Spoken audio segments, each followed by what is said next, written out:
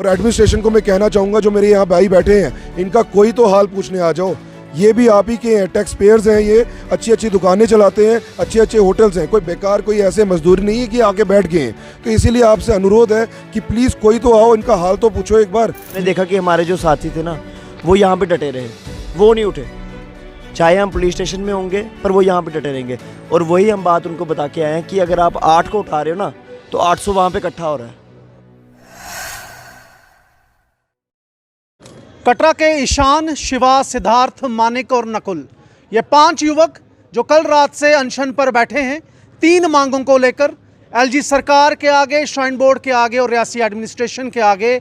और कल रात से इन लोगों ने अन्न का एक दाना तक नहीं खाया और पानी पे ये लोग अभी तक बैठे हैं और तब तक बैठेंगे जब तक इनकी मांगें पूरी नहीं हो जाती, ऐसा इनका कहना है।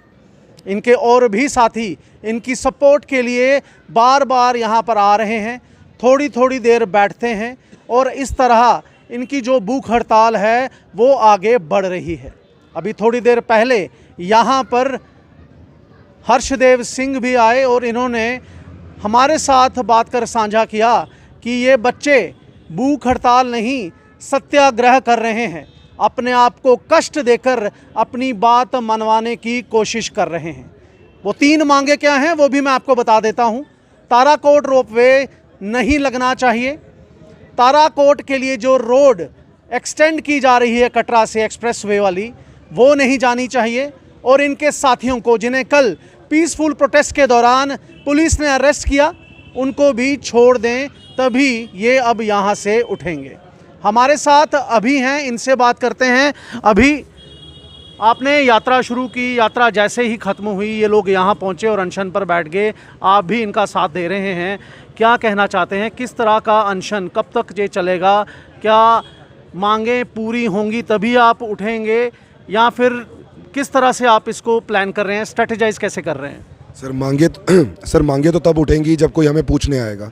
ये बेचारे बच्चे जो कि 2 दिन लगातार 80 किलोमीटर चले हैं, 80 किलोमीटर चलने के बाद जो इन्होंने प्रण लिया है कि जब तक जो नीचे इन्होंने, जो एडमिनिस्ट्रेशन ने हमारे साथ इतना दुष्व्यवहार किया है कि जो हमारे कटरा के अच्छे पॉलिटिशियंस, बिजनेसमैन, ये नहीं कि कोई ऐसे ही है कि जो नारा लगाना, डेली नारे लगाना है, अच्छे पॉलिटिशियन, अच्छे घर के लोग, उनको किसी भी कारण, मतलब कोई भी एक ऐसा चीज़ नहीं की उन्होंने, पीसफुल प्रोटेस्ट निकालते थे, उनको लेके चले गए। तो जब हम ऊपर थे हमें भी लगा कहीं ना कहीं हमारे साथ भी ऐसा ना हो जाए, बिकॉज हम भी लोगों को यही दिखा रहे हैं कि हमारी आस्था के साथ खिलवाड़ हो रहा है और हमारी आस्था को बिल्कुल एक बायकॉट किया जा रहा है। हमारे ग्रंथों की जितनी भी अहमियत है उनको बोला, निष्कासित किया जा रहा है कि ऐसे दर्शन है ही नहीं है भाई, अपनी मर्जी से है जो है। तो जब तक ये बैठे हैं हम इनके साथ हैं और हमारी अभी तक एक ही मांग है, जो मांगे हमारे बड़ों ने रखी है हम उनके साथ हैं और वो हमारी भी मांग है। लेकिन अभी जो हमारी मेन इंपॉर्टेंट बात है कि जितने भी हमारे सदस्य, हमारे बड़े, हमारे बुजुर्ग जो जेल में हैं, उनको जल्दी से जल्दी रिहा किया जाए। और एडमिनिस्ट्रेशन को मैं कहना चाहूँगा, जो मेरे यहाँ भाई बैठे हैं, इनका कोई तो हाल पूछने आ जाओ। ये भी आप ही के हैं, टैक्स पेयर्स हैं, ये अच्छी अच्छी दुकानें चलाते हैं, अच्छे अच्छे होटल्स हैं, कोई बेकार कोई ऐसे मजदूर नहीं है कि आके बैठ गए हैं। तो इसीलिए आपसे अनुरोध है कि प्लीज़ कोई तो आओ, इनका हाल तो पूछो एक बार, इनको क्या चाहिए।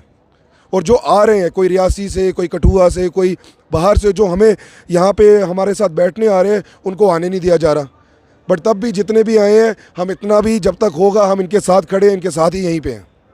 बिल्कुल, आप स्क्रीन पर देख पा रहे होंगे कि काले झंडे और काली पट्टियां इन्होंने आज धारण की हुई हैं। एक तरह से ये इस तरीके से भी विरोध अपना दर्शा रहे हैं। हमारे साथ मानिक भी जुड़ चुके हैं, मानिक से भी बात करते हैं। मानिक, सुबह हमारे साथ शिवा भी जुड़ चुके हैं, शिवा से भी बात करते हैं। शिवा, सुबह जब खबर आई कि आपको डिटेन कर लिया गया है, फिर उसके बाद कब तक छोड़ा?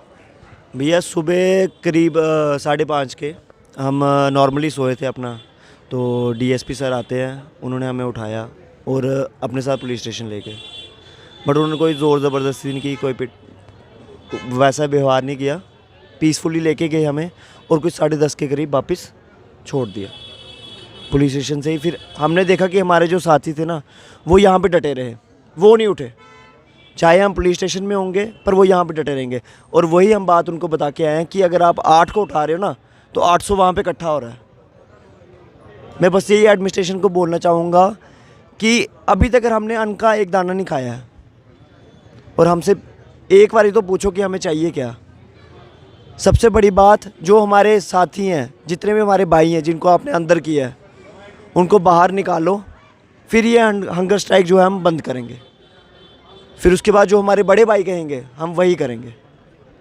बिल्कुल, जो मेन मांग है वो यही है कि जो कल श्री माता वैष्णो देवी संघर्ष समिति के लोगों को पुलिस ने डिटेन किया है और अलग अलग जगह पे भेजा है, उनको छोड़ा जाए। अगर ऐसा नहीं हुआ तो ये लोग यहीं इसी तरह बैठे रहेंगे अनशन पर। और हैरानी करने वाली बात ये है कि देश का युवा आज यहाँ अनशन पर बैठा है और कोई भी गवर्नमेंट का प्रतिनिधि हो वो इनसे बात तक करने नहीं आया है। ये अब सोचने वाली बात है कि आखिर हमारी इस डेमोक्रेसी को हुआ तो हुआ क्या है।